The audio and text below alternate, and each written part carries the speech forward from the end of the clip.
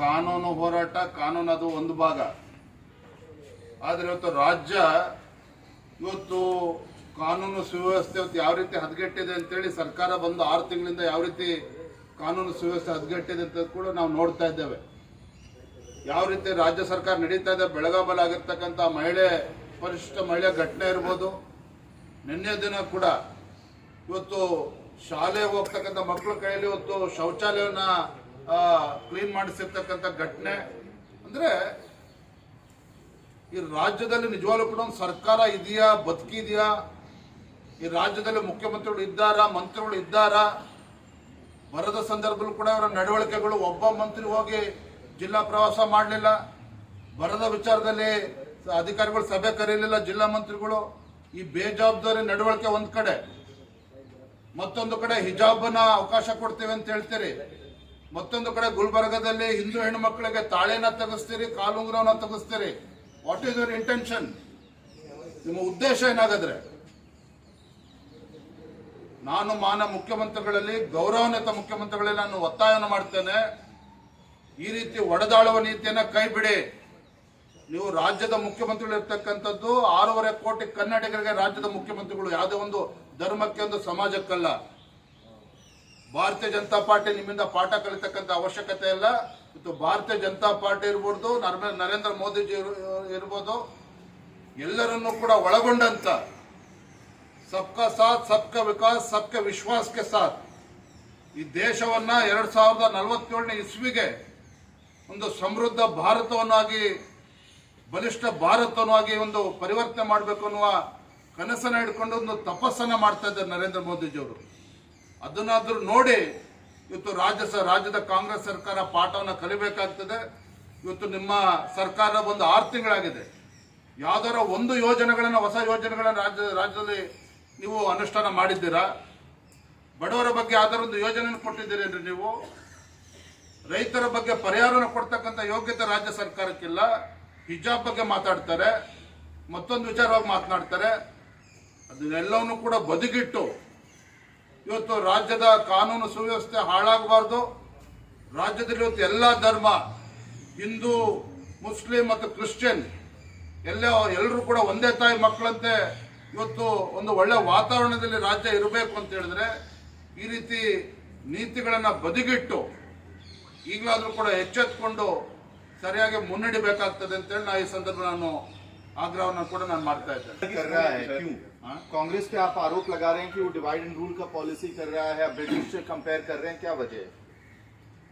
मैं कांग्रेस के खिलाफ आरोप नहीं कर रहा हूं, लेकिन जिस तरीके से कल कर्नाटक के मुख्यमंत्री सिद्धरामैया जी ने मैसूर में बयान दिया है हिजाब के विचार में, भारतीय जनता पार्टी इसको खंडन करते हैं।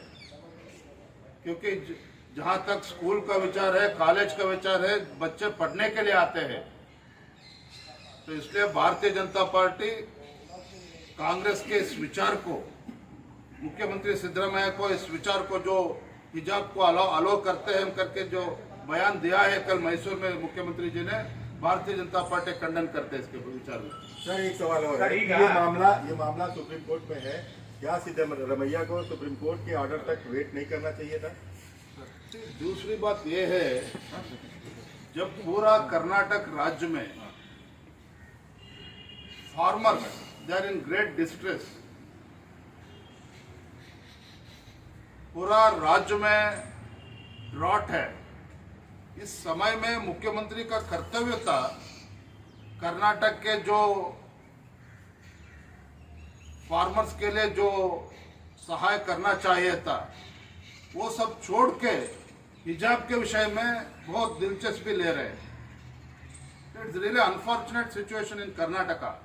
इसलिए भारतीय जनता पार्टी इस विचार में हम बहुत स्पष्ट है, जो शाला हो, कॉलेज हो, समवस्त्र जो है इसको कंटिन्यू करना चाहिए। हिजाब को शाला और कॉलेज में अलाउ नहीं करना चाहिए। बहुत सारी हिजाब विचार शुरुआत में केसरी शाले वेला ಬಂತು ಎಲ್ಲ ಹೇಳೋದು ಬೇರೆ ನೆಕ್ಸ್ಟ್ ಅಲ್ಲ ಸರ್ ಮುಂದೆನೂ ಮತ್ತೆ ಮಕ್ಕಳನ್ನ ರಾಜಕೀಯದಿಂದ ಬಸವನಗೌಡ ಯತ್ನಾಳ್ ಪಾಟೀಲ್ ಇರ್ಬೋದು ಅಥವಾ ಯಾರೇ ನಾಯಕರುಗಳಿರ್ಬೋದು, ತಮ್ಮ ಮೂಲಕ ನಾನು ಒಂದು ವಿನಂತಿಯನ್ನು ನಾನು ಮಾಡ್ತಾ ಇದ್ದೇನೆ. ರಾಜ್ಯದ ಅಧ್ಯಕ್ಷ ಅನ್ನುವ ಅಹಂಕಾರದಿಂದ ನಾನು ಈ ಮಾತನ್ನ ಹೇಳ್ತಾ ಇಲ್ಲ. ಮಾಜಿ ಮುಖ್ಯಮಂತ್ರಿಗಳು ಯಡಿಯೂರಪ್ಪನವ್ರ ಮಗ ಅನ್ನುವ ದುರಹಂಕಾರದಿಂದ ಈ ಮಾತನ್ನ ನಾನು ಆಡ್ತಾ ಇಲ್ಲ. ರಾಜ್ಯದ ಅಧ್ಯಕ್ಷ ಸ್ಥಾನ ಇದೊಂದು ದೊಡ್ಡ ಜವಾಬ್ದಾರಿ. ಈ ದೊಡ್ಡ ಜವಾಬ್ದಾರಿ ಹೊಣೆಗಾರಿಕೆಯನ್ನ ನನಗೆ ಕೊಟ್ಟಿರ್ತಕ್ಕಂಥದ್ದು ಬೇರೆ ಯಾರೂ ಅಲ್ಲ, ನಮ್ಮ ಹೆಮ್ಮೆಯ ರಾಷ್ಟ್ರೀಯ ಅಧ್ಯಕ್ಷರು ನಡ್ಡಾಜಿಯವರು, ನಮ್ಮ ಗೌರವಾನ್ವಿತ ಪ್ರಧಾನಮಂತ್ರಿಗಳು ನರೇಂದ್ರ ಮೋದಿಜಿಯವರು, ಅಮಿತ್ ಶಾಜಿಯವರು, ಸಂತೋಷ್ ಜಿಯವರು ಈ ದೊಡ್ಡ ಜವಾಬ್ದಾರಿಯನ್ನು ಕೊಟ್ಟಿದ್ದಾರೆ. ಈ ದೊಡ್ಡ ಜವಾಬ್ದಾರಿಯನ್ನು ಕೊಟ್ಟಿರ್ತಕ್ಕಂಥ ಸಂದರ್ಭದಲ್ಲಿ ನಮ್ಮ ಮುಂದೆ ಇರತಕ್ಕಂಥ ಸವಾಲು ಈ ದುಷ್ಟ ಕಾಂಗ್ರೆಸ್ ಸರ್ಕಾರದ ವಿರುದ್ಧ ಹೋರಾಟವನ್ನು ಮಾಡಬೇಕಾಗಿದೆ. ಮುಂದಿನ ಲೋಕಸಭಾ ಚುನಾವಣೆಯಲ್ಲಿ ಭಾರತೀಯ ಜನತಾ ಪಾರ್ಟಿ ಮತ್ತು JDS ಪಕ್ಷ ಒಗ್ಗಟ್ಟಾಗಿ 28ಕ್ಕೆ 28 ಕ್ಷೇತ್ರಗಳನ್ನು ನಾವು ಗೆದ್ದು ಇವತ್ತು ನರೇಂದ್ರ ಮೋದಿಜಿಯವರ ಕೈಯನ್ನು ಬಲಪಡಿಸಬೇಕಾಗಿದೆ. ಹಾಗಾಗಿ ಮತ್ತೊಮ್ಮೆ ನಾನು ವಿನಂತಿಯನ್ನು ಮಾಡ್ತೇನೆ, ನನ್ನ ಮುಂದೆ ಇರ್ತಕ್ಕಂಥ ಗುರಿ ಮುಂದಿನ ಲೋಕಸಭಾ ಚುನಾವಣೆ, ನನ್ನ ಮುಂದೆ ಇರ್ತಕ್ಕಂಥ ಗುರಿ ರಾಜ್ಯದಲ್ಲಿ ನಮ್ಮ ಪಕ್ಷದ ಕಾರ್ಯಕರ್ತರು ಇವತ್ತು ಹಗಲು ರಾತ್ರಿ ಹೋರಾಟ ಅನ್ನೋದಕ್ಕಿಂತ ಹೆಚ್ಚಾಗಿ ಒಂದು ತಪಸ್ಸಿನ ರೀತಿ ದುಡಿತಾ ಇದ್ದಾರೆ. ಕಾರ್ಯಕರ್ತರು 10 ವರ್ಷಗಳಿಂದ ಇವತ್ತು ಯಾವುದೇ ಒಂದು ಸ್ಥಾನಮಾನವನ್ನು ಬಯಸ್ತೇನೆ ಇವತ್ತು ಒಂದು ತಪಸ್ಸಿನ ರೀತಿ ಇವತ್ತು ನಮ್ಮ ಕಾರ್ಯಕರ್ತರು, ಪಕ್ಷದ ಕಾರ್ಯಕರ್ತರು ದುಡಿತಾ ಇದ್ದಾರೆ. ಅವರಿಗೆ ಅವಮಾನ ಮಾಡೋ ರೀತಿಯಲ್ಲಿ ನಾವು ಯಾರು ಕೂಡ, ನಾನು ಕೂಡ ನಡೆದುಕೊಳ್ಬಾರದು, ಯಾರು ಕೂಡ ನಡೆದುಕೋಬಾರದು. ಹಾಗಾಗಿ ನಮ್ಮ ಪಕ್ಷದ ಎಲ್ಲ ಹಿರಿಯರಲ್ಲಿ ನಾನು ಮತ್ತೊಮ್ಮೆ ವಿನಂತಿಯನ್ನು ಮಾಡ್ತೇನೆ. ನನ್ನ ಉದ್ದೇಶ ಸ್ಪಷ್ಟ ಇದೆ. ಪಕ್ಷದ ಸಂಘಟನೆ ನರೇಂದ್ರ ಮೋದಿಜಿಯವರ ಕೈಯನ್ನು ಬಲಪಡಿಸ್ತಕ್ಕಂಥದ್ದು. ಇವತ್ತು ನರೇಂದ್ರ ಮೋದಿಜಿಯವರು ಈ ದೇಶವನ್ನ ಒಂದು ಅಭಿವೃದ್ಧಿಯ ಪಥದಲ್ಲಿ ತೆಗೆದುಕೊಂಡು ಹೋಗ್ತಾ ಇದ್ದಾರೆ.